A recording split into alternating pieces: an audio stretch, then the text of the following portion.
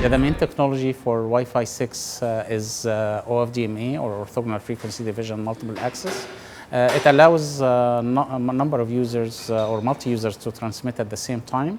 The way it does it actually is by dividing the channel bandwidths into a number of small containers and assign one or more containers to a user, and that's why many users can actually transmit at the same time. That's the OFDMA, and in order to implement OFDMA, you need actually the access point to be able to schedule these users, because it's the access point who allocate these containers to users. And the way the AP uses information to schedule these users is based on their maybe buffer size, maybe traffic characteristics, and any user that need, for example, immediate attention because of buffer overflow or any other conditions, the access point can schedule the user so it can improve actually its condition and improve its experience as well. So this is one thing. The second thing is similar to OFDMA, but on a smaller scale, which is Downlink and Uplink multi-user MIMO. Multi-user MIMO actually requires the support of multiple antennas, and the maximum number of antennas allowed in Wi-Fi 6 is 8. Actually, to be exact, 8 is the number of spatial streams allowed, which is related to the number of antennas. And you can use actually this number of antennas. For example, if you have 8 antennas, you can assign 2 antennas for 4 users, or maybe 1 antenna for 8 users.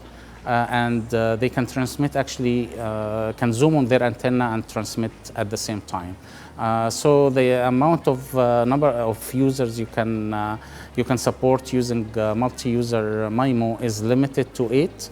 OFDMA, of course, can go up to hundreds of users that can be supported. But both technologies actually can work together, so you can actually have OFDMA on top of multi-user MIMO, and combined together they can support a very large number of users. Wi-Fi 6 goes to 1024 QAM. In a nutshell, actually, how this happens is by packing more signals into the same space. So you can actually transmit more signals using the 1024 QAM. And of course, when you transmit more signals at the same time, you improve the throughput. On the upper layer, I mean the MAC layer, there's Wi-Fi actually introduced the what's called the target wake-up time, or TWT. This is actually very useful for clients that are challenged in terms of power, so they can actually stay silent or sleeping and only wake up at times when the access point is ready to transmit to them or receive from them, so they can save lots of power. And this, of course, is good for IoT applications that require low power consumption.